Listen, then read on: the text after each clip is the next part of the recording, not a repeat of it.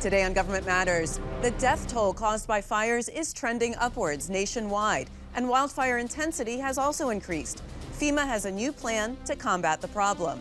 Then, one expert says the West should prepare for Russia to lose. We talk about different scenarios for Putin's defeat and the chaos that could follow. And federal managers are always searching for effective ways to retain workers. A new study outlines ways agencies can keep employees from leaving. Government Matters starts right now. From Washington, D.C. and around the world, this is Government Matters with Mimi Geerges.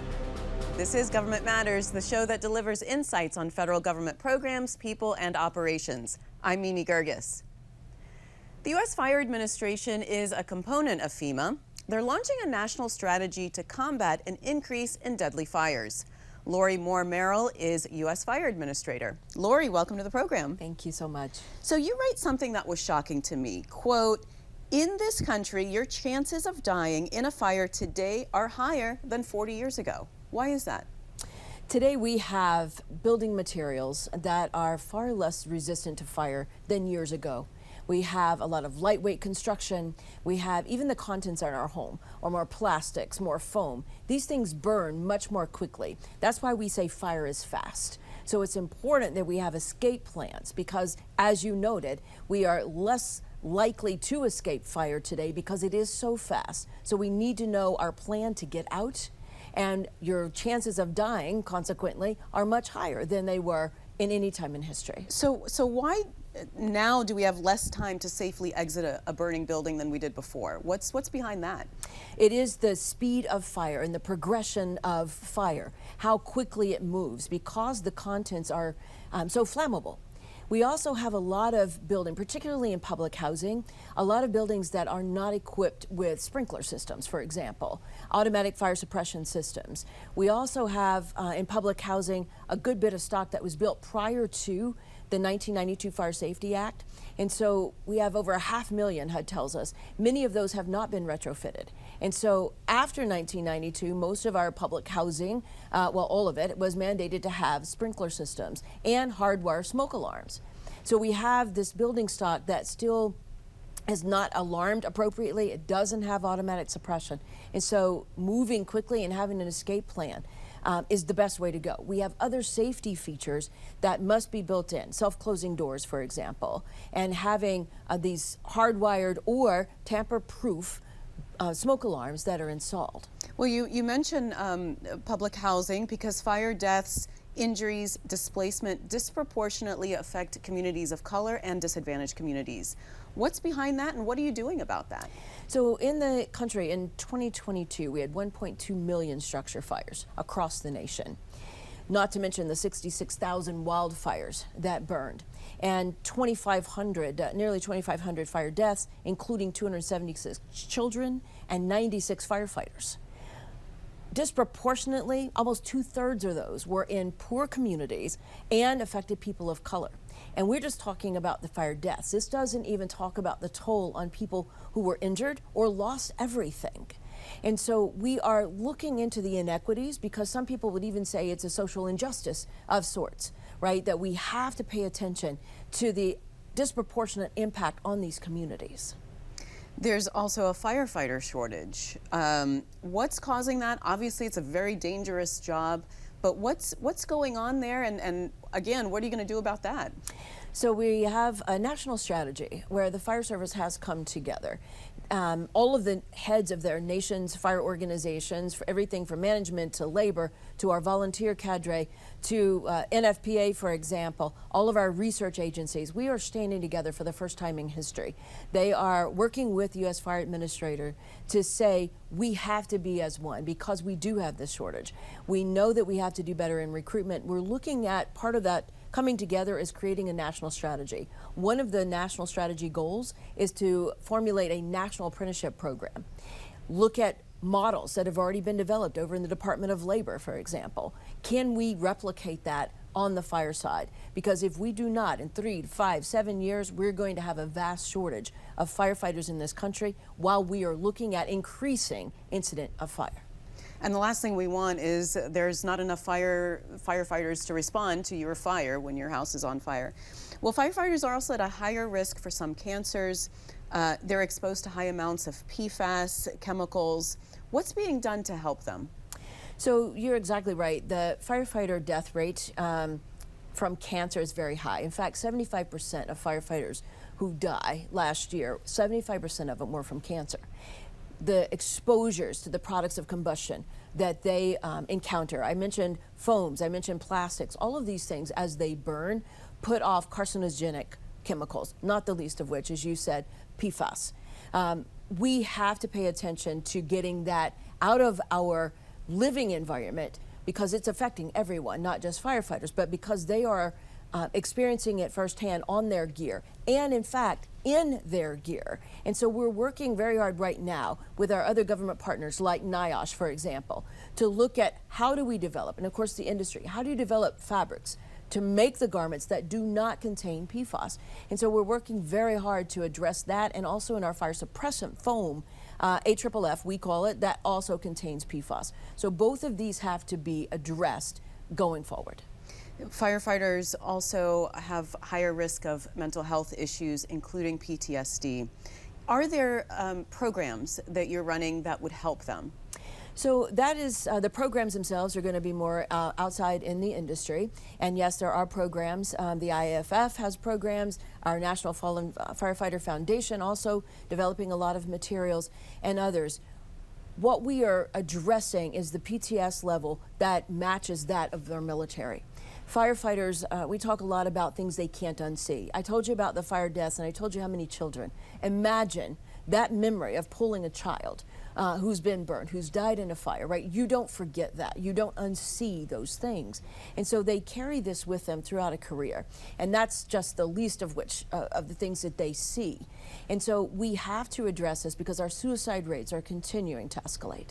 And very quickly, I mean, you mentioned before there's lots of homes and buildings that don't have fire alarms. Is there something the federal government can do about mandating that? That's a great, great question. We have a couple of laws that have recently been passed. One based on the Pennsylvania fire just a year ago, where 12 people lost their lives, 9 of them children.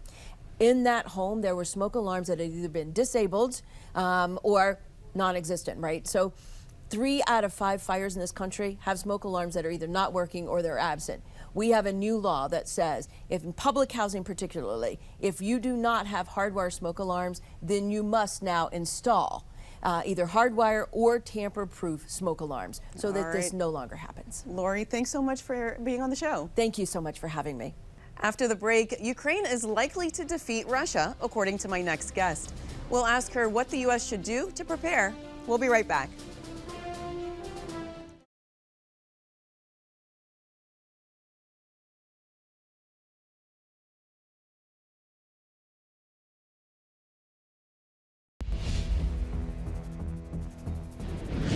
Putin is headed for defeat in Ukraine, and that would affect global stability.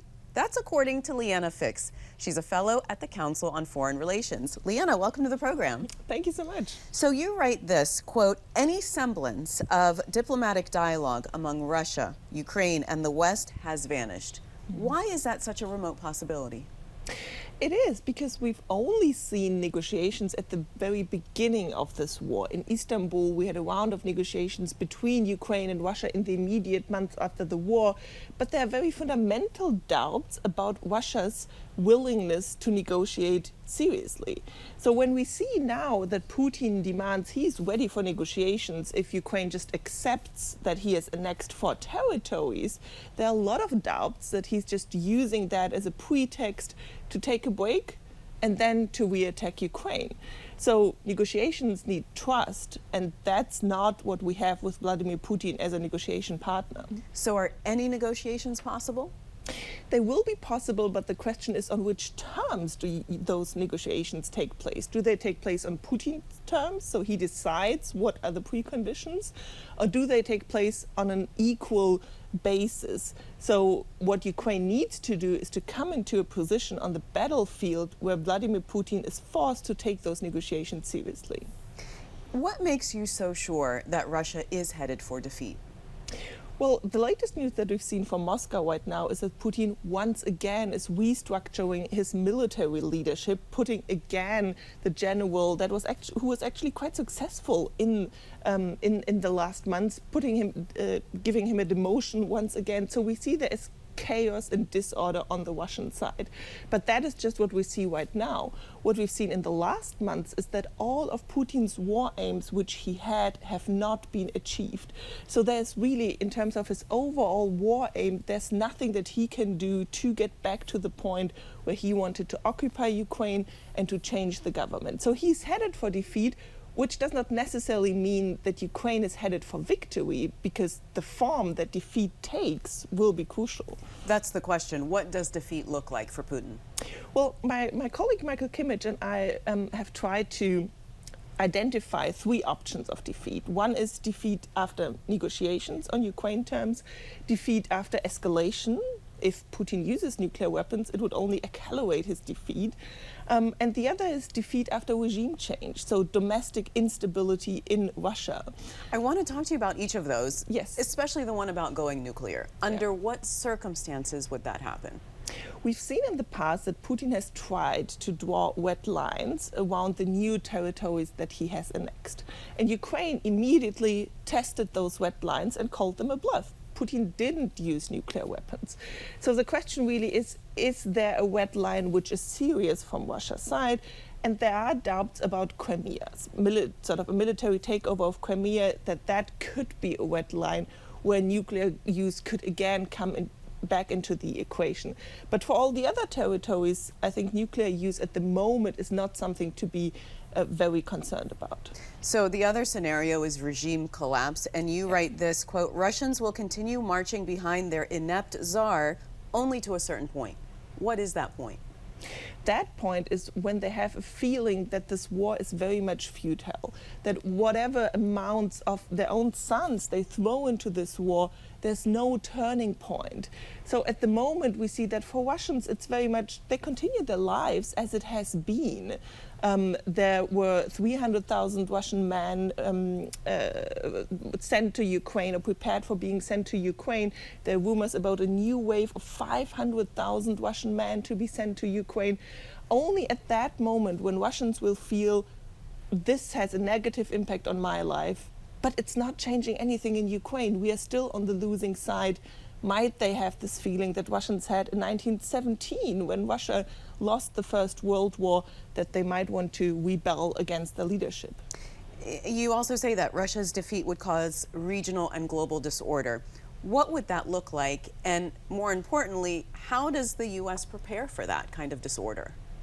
And that's one of the points we make. I mean, obviously Russia's defeat will open up a bright future for Ukraine. And it might also open up a bright future for other Russian neighbors. But we should be prepared for the other scenario, that it will not be a golden age of stability.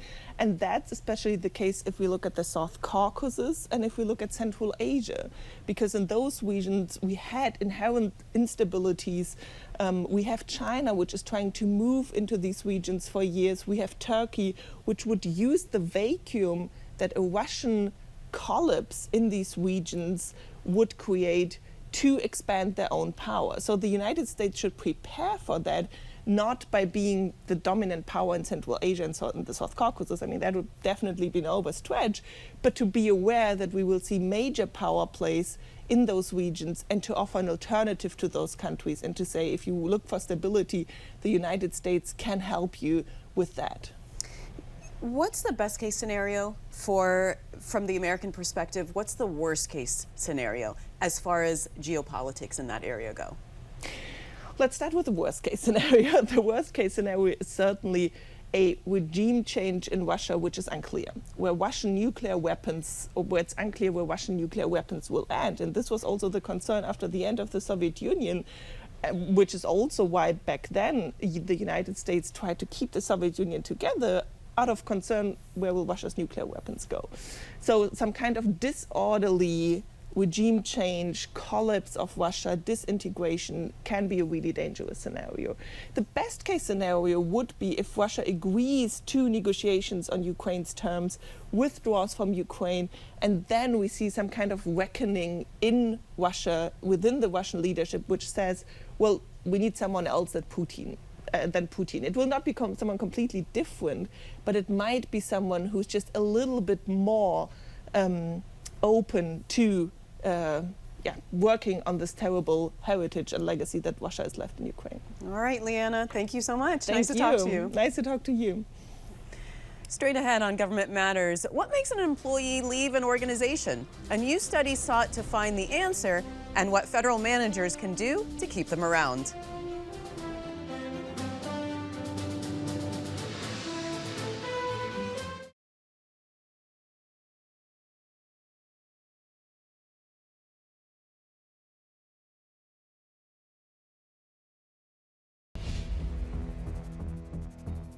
It turns out that pay isn't the main reason government employees leave their jobs.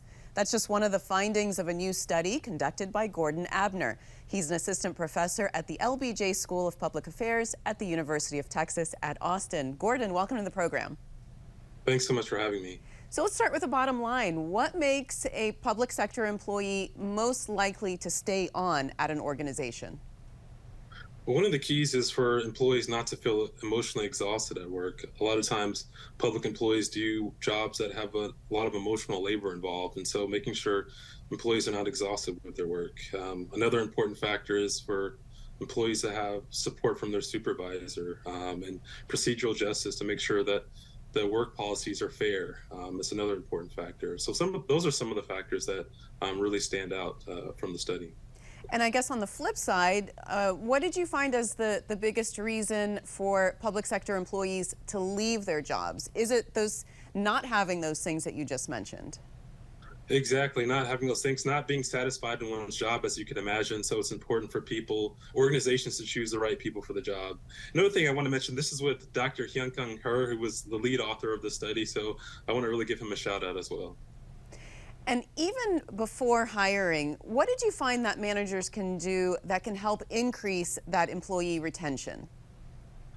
Yeah, that's a good point. So, even before hiring, a number of things is, be true about the job announcements, right? So if you want to have people who are a good fit for the job, who are going to ultimately be satisfied for the job, it's important to make sure that people really know what they're going to get into and being honest about that. Public service motivation matters, so people who are more sort of service oriented are less likely to turn over or want to leave their jobs. So that's another key factor. So those are some of the factors. It was also interesting to find that a lot of the demographics didn't matter very much in terms of turnover intention. So age, gender, tenure, supervisory status, those sorts of things didn't matter a whole lot. So I find that surprising, Gordon, because you would think that, especially in the public sector, the younger employees might, want to move on. They might get bored quickly, and the older ones feel like, I've been in it for this long, let me just stay. Yeah, no, that's a good question. So one thing that is important to note is that when we talked about leaving the organization, retirement wasn't a part of that. So that sort of explains a little bit. But you're right. I mean, there are some folks are noticing some generational differences. And so that's something to explore more in future studies to see if that's true over the long term. And recruiters will always say that the mission is the draw for a government job, as you had mentioned that before. How big of a draw is that public service mission to retention of government employees?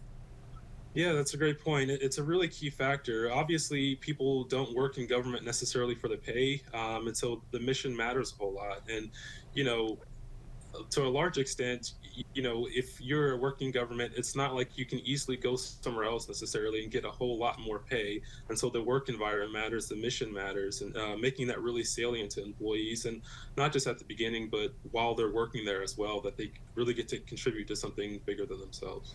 And your study also found that when employees feel more involved in the decision-making process, they are more likely to stay.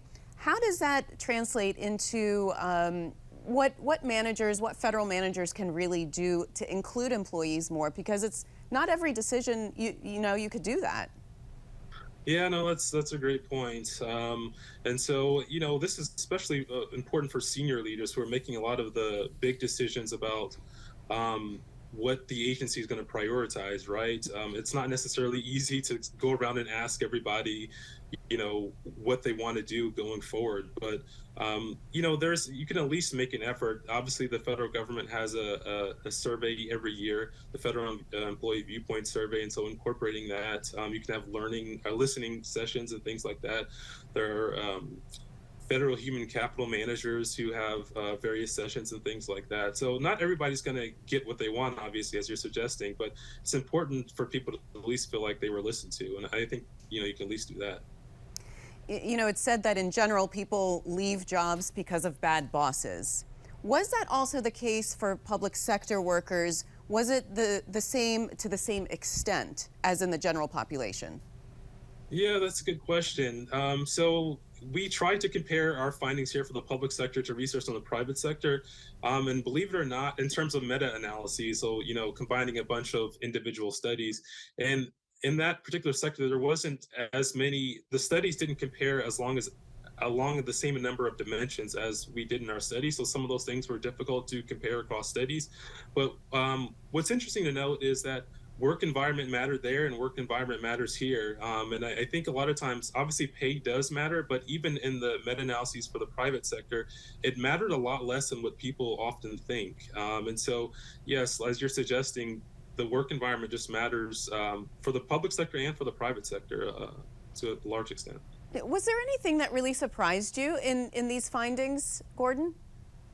I don't know if surprising is the word, but I would say certainly it really highlighted something as far as the work exhaustion. I think that was, I guess you can say surprising, but that's really a key factor. And so, as we think about what we ask government employees to do, it's important to make sure we don't ask them to do too much. And so I think that was one of the things that sort of really stood out to me.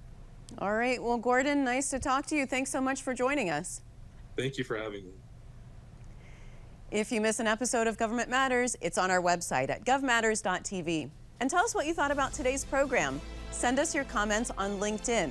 You can follow us at Government Matters Media.